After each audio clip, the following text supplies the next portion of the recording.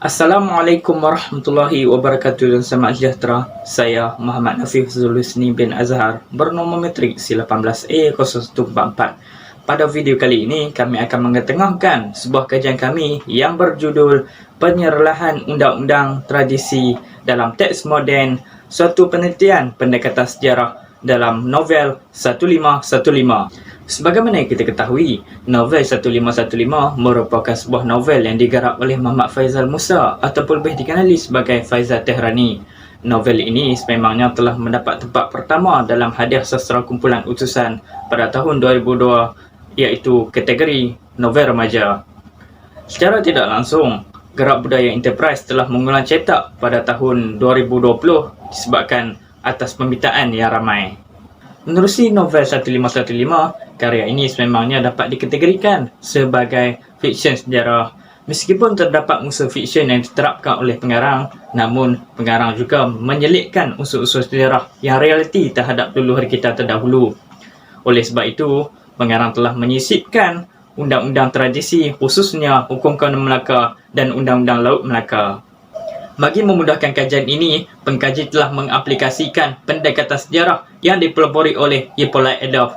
Pendekatan ini sememangnya dapat melihat sejauh mana pengarang telah mengaplikasikan undang-undang tradisi dalam novel 1515 berkaitan dengan Hukum Kanun Melaka dan Undang-Undang Laut Melaka.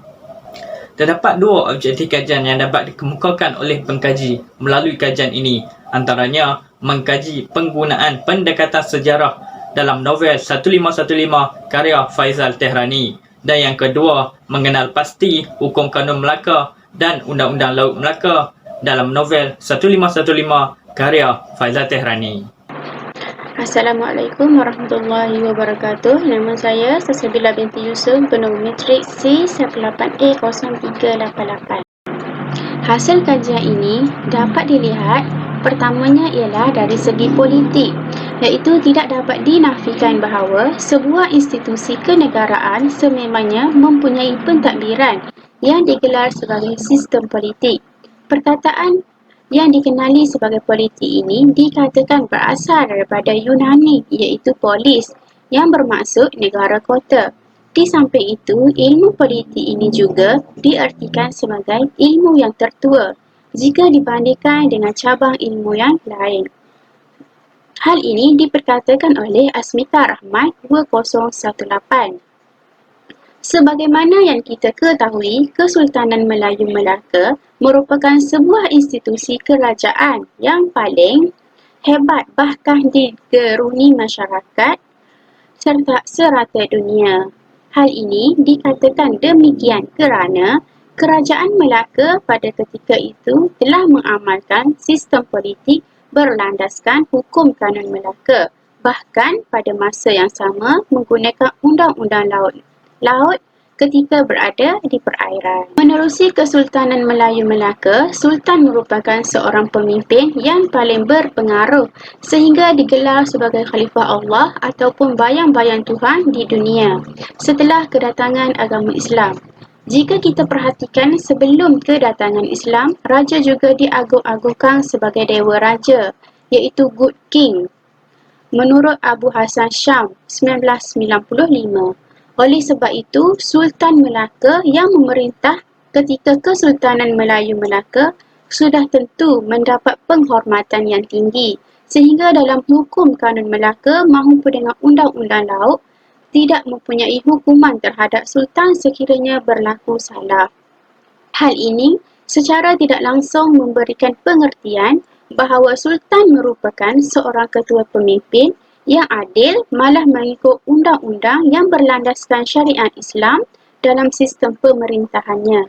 Perkara ini jelas dapat dibuktikan dalam novel 1515 karya Faizal Tehrani yang mengetengahkan ciri-ciri Sultan ketika memimpin Kerajaan Kesultanan Melayu Melaka pada suatu ketika dahulu. Hal ini terkandung dalam petikan tersebut. Meski hamba belum lahir, hamba sudah dikabarkan betapa Sultan Alauddin Riwayat Shah yang mangkat muda itu memang seorang sultan yang baik, adil dan menganjurkan hukum hakam Islam ketika memerintah negeri. Menurut Faizal Tehrani, satu dalam novel 1515. Tambahan pula, sebagai seorang rakyat yang mendiami sesebuah negeri, kita seharusnya membantu sesebuah pentadbiran dalam memberi nilai tambah kepada kerajaan yang memerintah. Sekiranya sesebuah negeri tersebut berlaku kekacauan dari pihak luar, kita sewajarnya mempertahankan negeri kita yang tercinta. Menelusuri hal ini, kita dapat perhatikan bahawa sewaktu kejatuhan Kesultanan Melayu Melaka, penjajah dari Portugis dikatakan datang untuk menakluki negeri Melaka. Punca terbesar kerajaan Melaka jatuh ketika itu disebabkan oleh kelemahan dari dalam kerajaan itu sendiri, menurut Abdul Aziz Azmi dan juga Farah Wahidah Mustafar 2020. Perkara ini sudah tentu mengeruhkan lagi sistem politik dalam Kesultanan Melayu Melaka untuk membantras penjajah tersebut. Oleh sebab itu, jelaslah bahawa Hukum Kanon Melaka merupakan sebuah undang-undang yang sewajarnya digunapakai dalam sistem pemerintahan. Di samping itu, melacatkan sistem politik dalam sesebuah kerajaan khususnya sewaktu Kesultanan Melayu Melaka. Hal ini dikatakan demikian kerana keberadaan Undang-Undang Islam dan juga Hukum Kanon Melaka telah memberikan impak yang positif kepada rakyat dan juga pemerintah. Namun begitu, sekiranya hamba ataupun sultan mengabaikan hukum syarak yang telah ditetapkan dalam undang-undang, sudah semestinya perkara tersebut akan mengundang kemarahan daripada Allah Subhanahu wa taala. Assalamualaikum warahmatullahi wabarakatuh. Nama saya Siti Fakriatun binti Muhammad Rosli, bernombor matrik C18A0395. Baiklah, hari ini saya ingin membentangkan tentang analisis kajian menerusi aspek ekonomi. Menerusi sebuah institusi kerajaan, kita sememangnya mengetahui bahawa ekonomi merupakan satu cabang yang penting dalam membangunkan sektor perniagaan dan perdagangan sesebuah negara. Hal ini dikatakan demikian kerana menurut Hepri Ramdhani 2015 halaman 18, ekonomi mempunyai hubung kait dengan kehidupan dalam rumah tangga. Malah jika dikembangkan, skopnya sudah tentu berkait dengan sesebuah negara. Sebagaimana yang kita ketahui, seluruh masyarakat pada zaman Kesultanan Melayu Melaka begitu mementingkan urusan perniagaan dan perdagangan di negeri Melaka. Menerusi hal ini, kita dapat perhatikan bahawa bermula daripada Sultan sehingga rakyat jelata berhempas pulas membangunkan sektor ekonomi dalam negeri tersebut.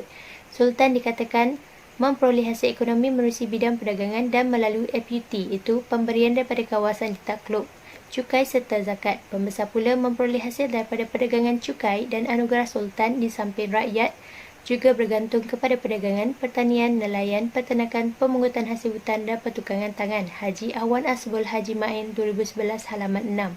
Oleh sebab aktiviti perdagangan yang terdapat pada kawasan perairan lantas didominasi oleh semua masyarakat di negeri Melaka, maka lahirlah undang-undang yang dikenali sebagai Undang-Undang Laut atau disebut sebagai Undang-Undang Laut Melaka. Undang-Undang Laut Melaka ini sudah tentu menerapkan ciri keislaman kepada masyarakat Melaka seperti menggalakkan musyawarah atau perbincangan sekiranya berlaku bencana yang mendatangkan kerugian. Perkara ini dapat dibuktikan pada fasa ke-9.1 seperti petikan berikut. Tak kala ribut besar sebelum membuang barang modal ke laut, nakhoda hendaklah mengadakan mesyuarat dengan semua orang di dalam jong, kerana jumlah barang yang hendak dibuang itu bergantung kepada jumlah barang yang dibawa oleh setiap orang. Petikan Abu Hasan dan Maryam Salim 1995 halaman 199. Menelusuri Undang-Undang Laut Melaka ini, pengkaji mengenal pasti bahawa terdapat beberapa undang-undang tersebut yang disisipkan dalam Hukum Kanon Melaka.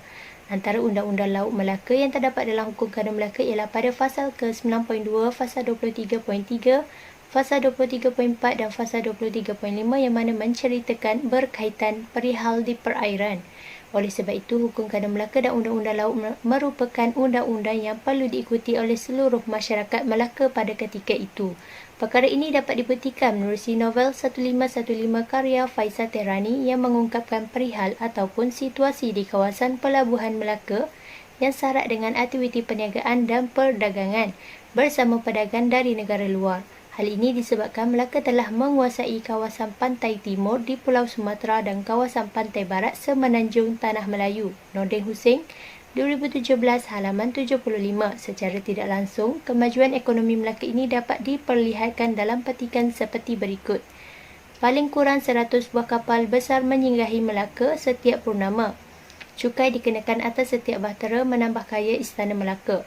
Anak-anak yang bermain di pasar sudah lali dengan segala barang aneh seperti gading gajah, kulit harimau, sumbu badak dan leher zirafah. Ada juga barang-barang seperti gansa, kaca warna-warni, cermin muka dan mutiara-mutiara. Faisal Tehrani 2020 halaman 24. Assalamualaikum warahmatullahi wabarakatuh. Nama saya Siti Hajar binti Zainuddin, C18A0399. Baik, saya akan menerangkan aspek yang terakhir dalam ini adalah dari segi sosial dalam novel yang dikaji. Apabila wujudnya permasalahan sosial yang dipamerkan oleh golongan rakyat, maka hukum kanun Melaka dan undang-undang laut merupakan sebuah hukum yang selayaknya digunakan pakai bagi membanteras anasir-anasir buruk, lantas mengundang perbuatan dosa dan tidak berfaedah. Menerusi hal ini, kita dapat perhatikan dalam novel 1515 karya Faisal Tehrani yang menyatakan bahawa undang-undang adat masih diguna pakai di Melaka ketika Kesultanan Melayu meskipun Islam telah bertapak kukuh. Baik, pengkaji mendapati bahawa dalam novel 1515 karya Faisal Tehrani ini merupakan pengarang telah menerapkan undang-undang adat dan undang-undang laut dalam keseluruhan novel ini. Antaranya adalah: pertama, pengarang telah memperjelaskan sedikit berkaitan dengan undang-undang adat yang terkandung dalam hukum kanun Melaka pada halaman 23 yang menyatakan hukuman mengumpat, digocoh mulut dan dicabut gigi. Yang kedua, undang-undang adat yang berkaitan dengan hukuman sula sekiranya bersekongkol dengan musuh untuk membunuh sultan pada halaman 165 sehingga 166. Ketiga, pengkaji mendapati bahawa hukum kanun Melaka dan undang-undang laut jelas memperlihatkan hukum Islam di dalamnya. Malah, hukum-hukum tersebut sangat berkait rapat dengan permasalahan sosial yang berlaku kepada masyarakat, iaitu pada halaman 22. Dan yang terakhir, fasa yang ke-42 pada menyatakan hukum orang minum arak dan tuak. Sebagai contoh, pada halaman 21 dalam novel 1515 ini, karya Faisal Tehrani ada menyatakan Melaka nyanyuk kerana hiburan, zina, gejala sosial yang meruntuhkan dan itu semua menjadi tunjang kerajaan Melaka. Itulah yang menjerumuskan Melaka ke dalam kemusnahan. Faisal Tehrani 2020. Sekian, terima kasih. Secara keseluruhannya, kajian yang dilakukan terhadap novel 1515 ini mendapati bahawa hukum kanun Melaka dan juga undang-undang laut Melaka ini memberi impak yang positif kepada rakyat Melaka kerana hukum kanun Melaka ini adalah melindungi rakyat, kerajaan serta negeri Melaka, manakala undang-undang laut Melaka pula adalah bagi membuktikan kesetiaan seseorang kepada pemimpin sekiranya berlaku sesuatu perkara yang tidak diingini sewaktu sedang berlayar. Selain itu, hukum kanun Melaka penting untuk dijadikan sebagai rujukan untuk menentukan hukuman supaya tiada seorang pun yang terlepas daripada hukuman yang sepatutnya. Dengan ini, hukuman dapat dijatuhkan dengan seadilnya dan mengikut undang-undang negara. Hal ini adalah kerana dalam hukum kanun Melaka sudah memaktubkan semua peruntukan hukuman tersebut. Sebagai contoh, dari segi peperanan, sekiranya pihak lawan mengangkat tangan mengaku kalah, kita tidak perlu membunuh mereka, akan tetapi perlu ditawan. Peruntukan hukuman yang lengkap ini sesungguhnya telah menjadi panduan yang sempurna dalam menjalankan pemerintahan kerajaan. Tuntasnya, hukum kanun Melaka ini mewujudkan keamanan dan kesejahteraan dalam negara serta menjamin keselamatan rakyat mengatasi jenayah dengan baik. Pada masa yang sama, hukuman yang setimpal turut dikenakan berkantun kepada jenayah yang dilakukan. Undang-undang Laut Melaka sangat penting kerana sekiranya berlaku sesuatu perkara yang tak diingini sewaktu sedang berlayar, sangat diperlukan seseorang yang setia kepada pemimpin bagi menyelamatkan keadaan. Walau bagaimanapun, hukum kanon Melaka yang disalahgunakan oleh rakyat dan juga pembesar Melaka ketika itu lantas mengundang bahana bumi Melaka.